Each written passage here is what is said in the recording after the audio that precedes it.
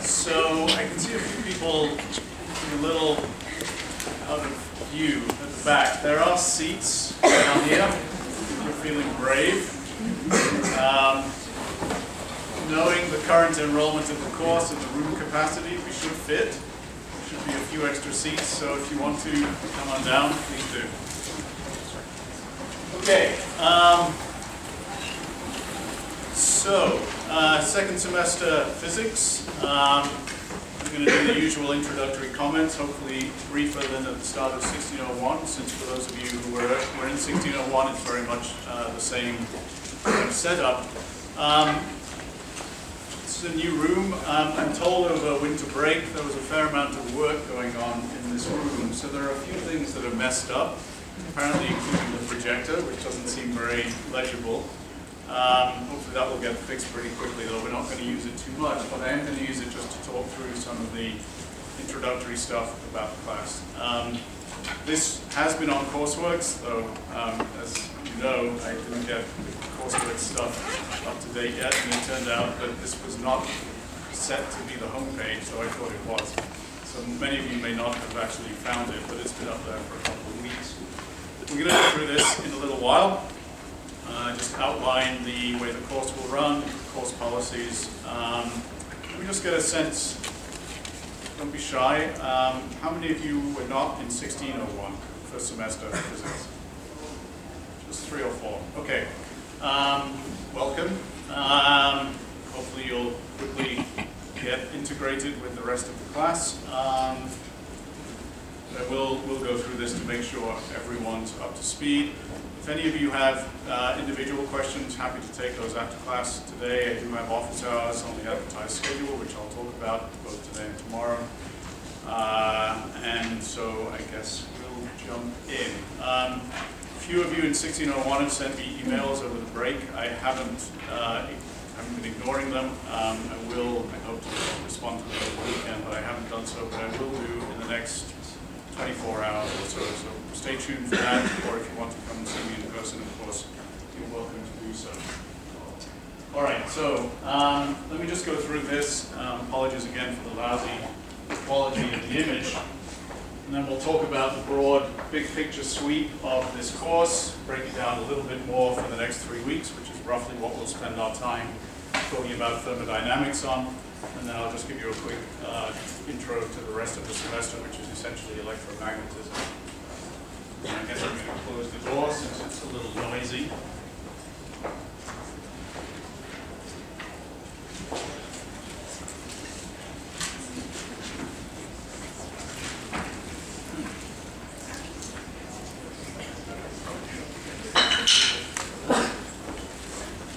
Okay. So, I need to stand in front of this, or maybe I can put it up here. Second semester physics.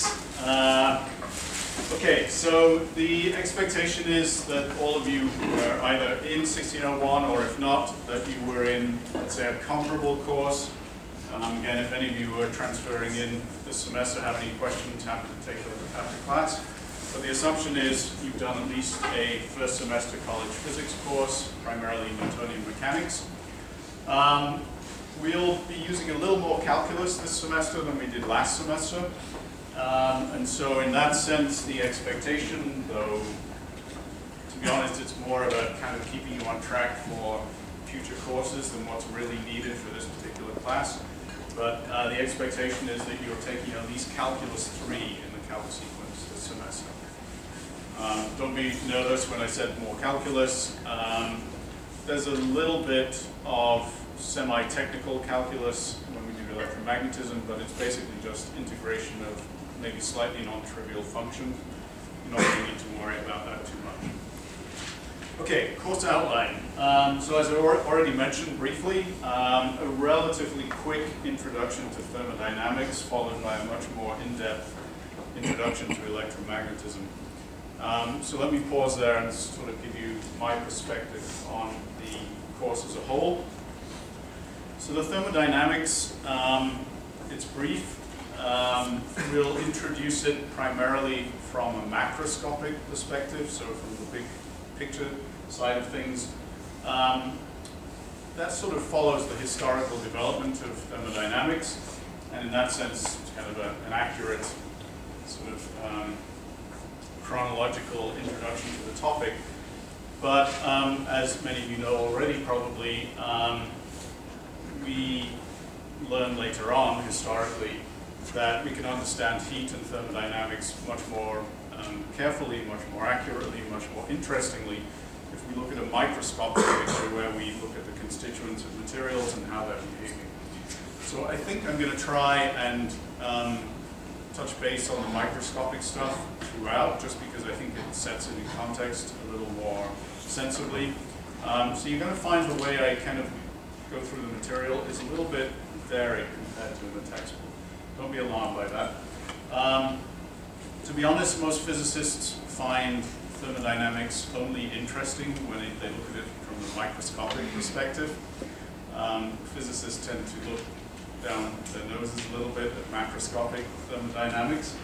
I will try not to. And the other comment I will make is many of you will have seen or will see some of these same topics in an introductory chemistry course. In principle, that's a good thing. In practice, it's usually a bad thing because physicists and chemists tend not to agree on their presentation of thermodynamics, not just sort of conceptually, but even in terms of stupid things like the definitions of signs, of conventions, and things like this.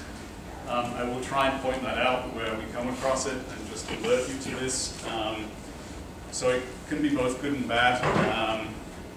Hopefully it'll balance out to be reasonable, and maybe many of you will see it in two different places. We won't do much, sadly, because it kind of really merits a much more in-depth discussion on detailed so-called statistical physics, which is what really we're talking about when we talk about thermodynamics from a microscopic perspective. It's how we can treat large assemblies of constituents of matter, obviously atoms, molecules typically, and treat them as statistical ensembles. And there's a lot of very interesting physics in there, but it's not typically suitable for an intro course. It will usually come in a later physics course for those of you who are going on to do that. So for physicists, that's where most of the interest lies. Okay, so we're going to try and do most of that in 3.5 weeks.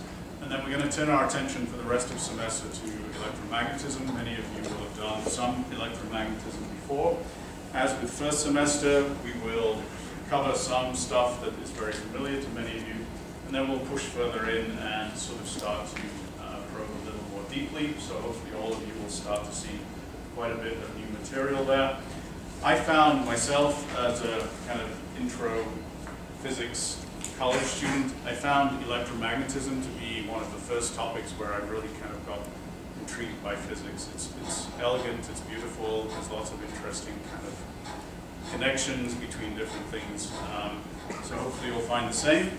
And it's going to lead us to the end of the semester into the synthesis of what we've traditionally separated as being electrical phenomena on one hand and magnetic phenomena on the other. We can bring them together in a common framework, electromagnetism obviously, and we'll kind of reach the culmination of this course when we discuss so-called Maxwell's equations, which is a framework in which those things come together. We won't typically do any real optics in this course. For those of you doing 3 semesters of intro physics, the 3rd semester of the sequence is waves, both classical and then quantum. You may see a little bit of optics in there, but we're not going to do too much optics. Okay, so back to textbooks, which I'm going to talk a little bit about in a moment. Almost all of you, but not all, for those of you who are joining the class, we will be using a well-known textbook by several authors. The original authors, Sears-Zemansky, and then a couple of other people were added in. So we're going to be using the so-called Sears-Zemansky University Physics textbook, and roughly speaking, we're going to cover material from chapters 17 through 32. You'll see up here there are a couple of chapters which I'm expecting we'll skip. We'll see how that goes. But roughly that's what we'll be doing, and roughly in that order. Okay, so obviously we're going to meet here twice a week. I will, as I did in the first semester, semester, try and encourage you to be reading ahead each week. That's important to make this venue as productive as it can be. So please do that. We don't typically have a lot of time to work problems in lecture. I will try and do some of that. I'll try and do a little more of it than maybe we did in the first semester. But since you gotta love Columbia, right? You gotta love it.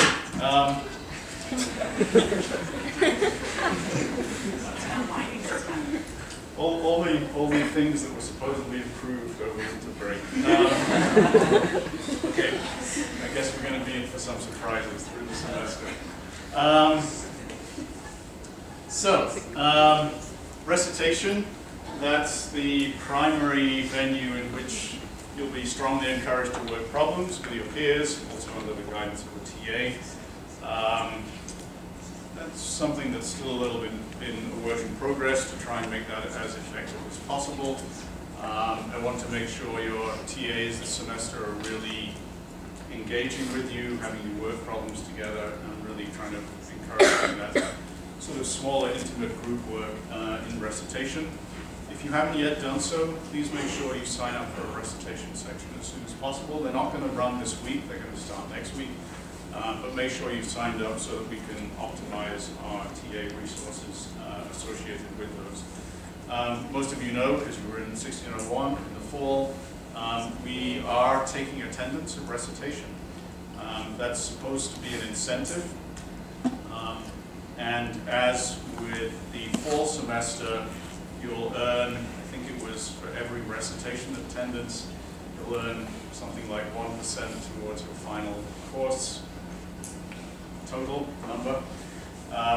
For each recitation you attend, up to a maximum of 10%, I guess, of your sort of possible points accumulated for the semester. So again, it's an incentive for you to attend, and please be active in recitation. It's going to help you a lot.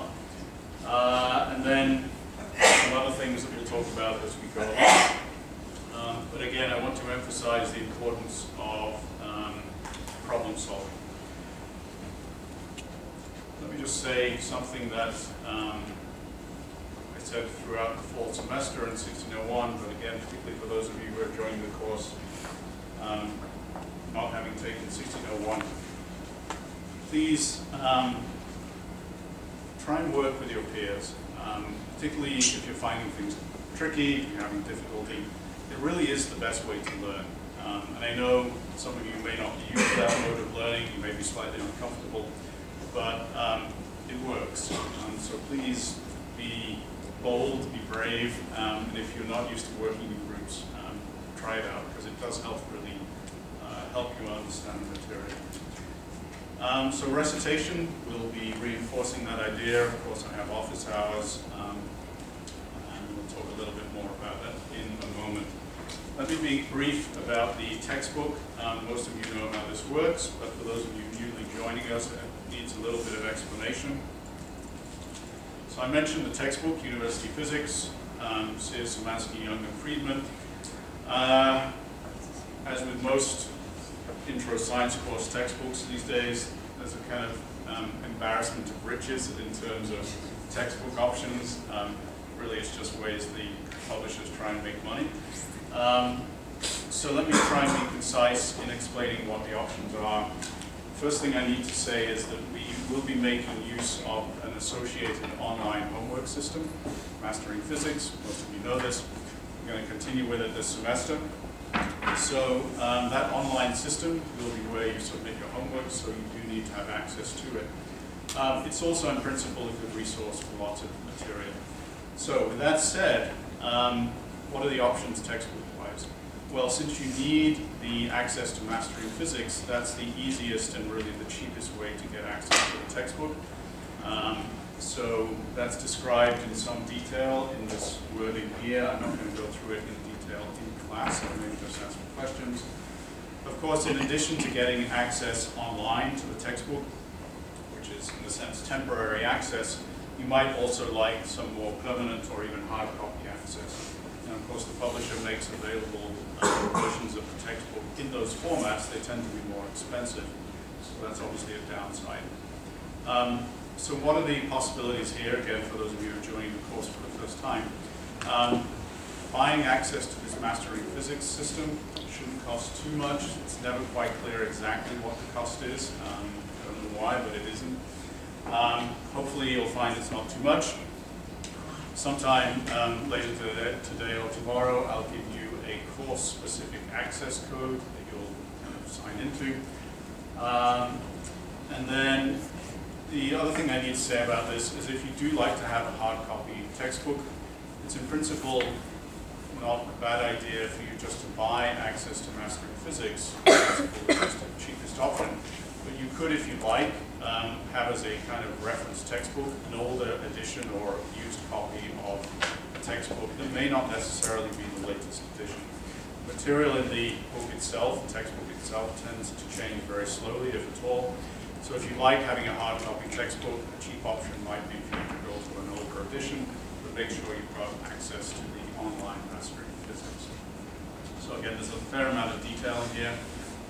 Let me just pause and ask, in particular, for anyone who will join the class for any questions that you might have about that right now. Yeah?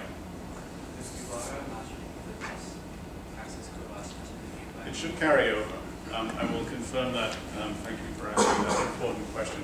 So the question was, if you had Mastering Physics access for the fall, will it carry over this semester? It should.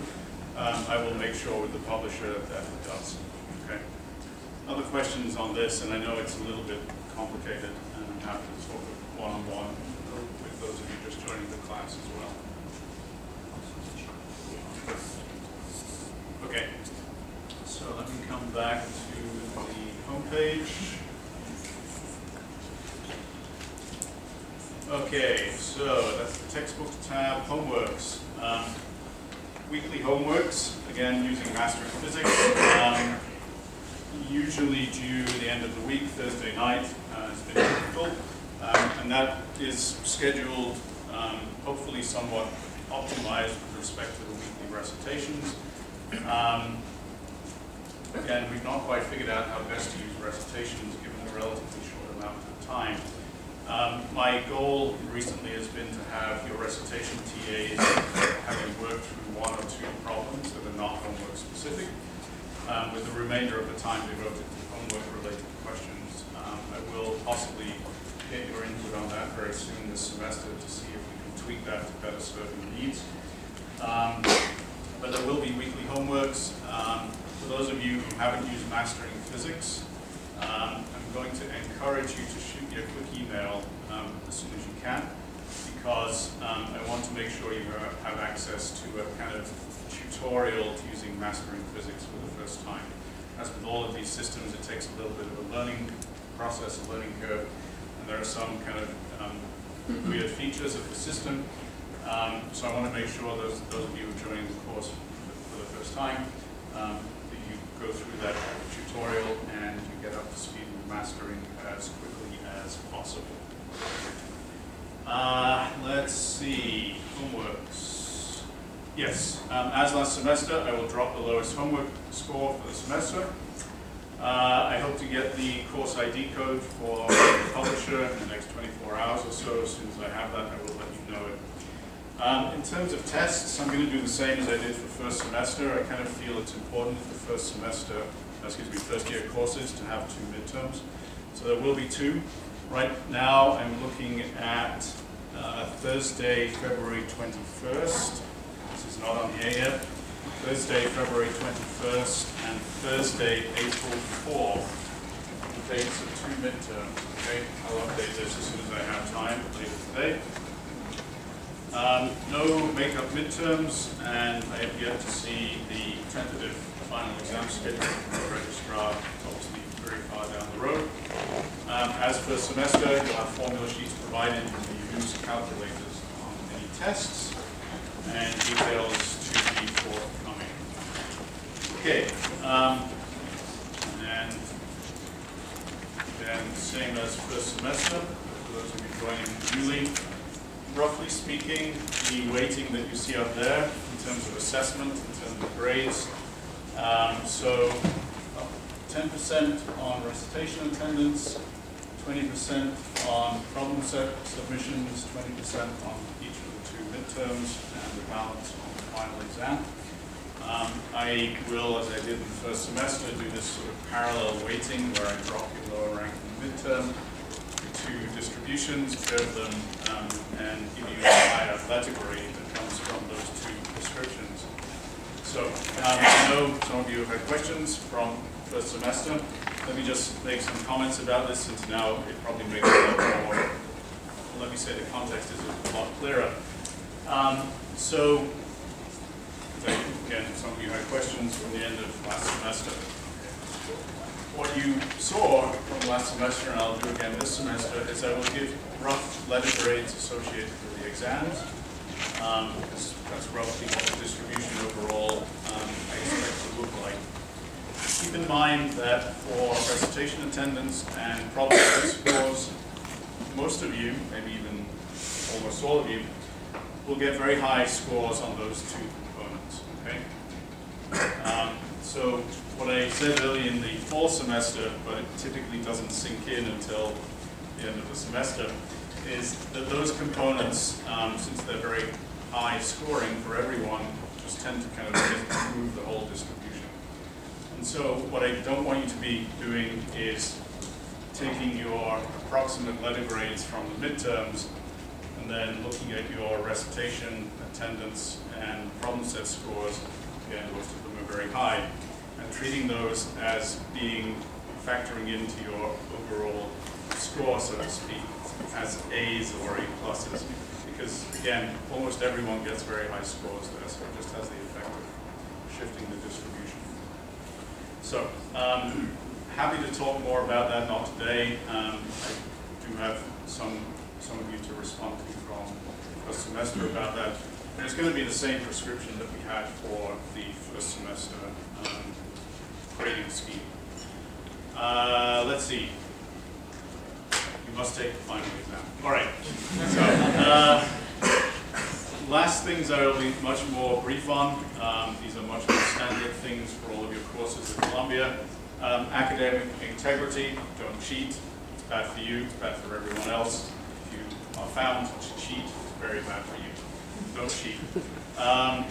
DS accommodations, if any of you are eligible for DS accommodations, of course we do our best to accommodate those. You will also have seen that I sent out a few days ago a request for a note taker if you're interested in doing that. Haven't yet responded directly to DS, please do so. It's a nice way to help one of your fellow students in the course. And then lastly, help. Again, many of you are getting used to how things go here. Your fellow students are the best resource. I learn best from my peers, you will learn best from your peers. So make use of that. But beyond that, recitation TAs. My office hours, same schedule as in the fall, starting today. There is a help room, some of you may have used that last semester, staffed by graduate students in the department here. Depends on when you go, how much time you'll get from our grad students, but the principal could be a good source of help. And last and least, because I hope nobody ever, kind of in a sense, need to resort to this, there are grad students in the department who will do, say, private tutoring, almost always for pay. And I would hate to think any of you are in a situation where you have to pay for additional help in a course like this. So please take advantage of all of those resources. Okay, so I mentioned the tentative midterm exam dates. I'll update coursework on that shortly. Let me just pause and ask for questions.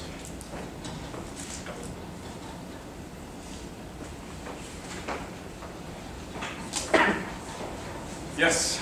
Are the readings for the coursework as well? Yeah. As you saw in my email over the weekend, I'm behind in getting everything up to speed on coursework, but yes. So it's usually under assignments. Hopefully this appears on your calendar. So I usually give weekly reading assignments and then they'll show up there, as will the actual homework assignments. So they should appear there. For those of you who haven't been in my course in the fall, I'll post my lecture notes. As most of you know, they're not very legible. One day will do better, but it won't be this semester. There will be videos as well. YouTube, I guess it'll be under Phys UN 1602 this semester. Hopefully those are useful for some of you, so videos will be posted after class each day. Yeah? Did you say the second interview? April 4th. Yeah? So just to clarify, recitations are not meeting this week? Correct. No recitations this week, they'll start next week. Is there a syllabus and schedule for this course? There will be later today. Okay. Quick summary, first 3 weeks, maybe 3.5 on thermodynamics, following that sequence of chapters in the Sears textbook, and then from there on into electromagnetism, going right through. We're good? All right, let's roll. Okay, so thermodynamics. Heat and thermodynamics. Let me get rid of this for a little while.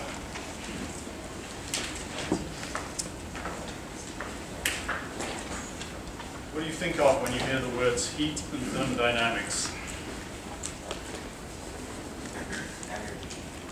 Okay, good. That was not at all obvious in the early days, but yes, energy. What else? What do you hear? What comes to mind? Transfer. Heat transfer. Okay. And let me ask you to learn from your peer, given the word energy just came up. Heat transfer, how else might we think about that? Transfer. Transfer of thermal energy, whatever that is. Yes. So already you guys have made a giant leap in heat and thermodynamics because it took a long time for people to realize that heat was a form of energy. Yes? The laws of thermodynamics? There are always laws, right? Yeah, there are going to be some laws. Okay? I'm not going to ask you what they are. They're kind of only mildly useful. Other things. What else do people think about heat and dynamics? Yeah. Conduction, radiation. Okay. Different mechanisms of energy transfer. Conduction, radiation. Yeah. We're going to have a very general introduction today. We're going to talk about a variety of different things. Anything else? Calorimetry? Calorimetry. Okay. Do you want to tell us a little bit more about what that word implies? Well, the word calorie is kind of in there, so that's kind of related. But more so than that, I just remember from high school the little like water in like a cup. You have to like measure the transfer of like heat one way or another. Yeah. It's the kind of 200-year-old stuff. Yes, it's important, but it's the sort of less interesting aspect. Not to in any way diminish what you said. But yes, calorimetry. It's a kind of way of measuring the effect of thermal energy transfers. How none of you have mentioned some word yet. Yeah. Thermometer? Okay. And a related word. Entropy. Whoa. Entropy. Before we get to complicated topics. Yeah. Temperature, yes. Potential. Tell me what you're thinking about.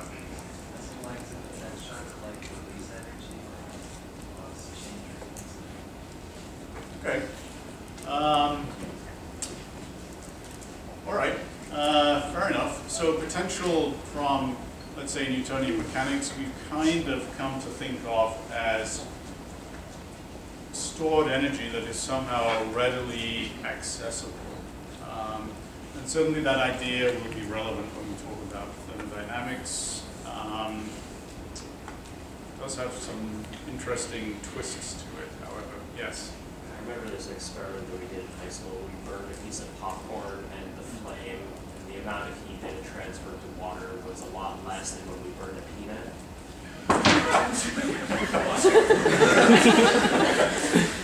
Okay, so that probably tells you something about calories and what you might eat when you want to gain energy and mass, what you might not want to eat when you want to gain energy and mass. Okay, good. Anything else come to mind? Yeah, State change? state change, yep, good. Want to tell us a little bit more what you think about? Well, pretty simply like melting and freezing, Yeah. It evaporation. turns out most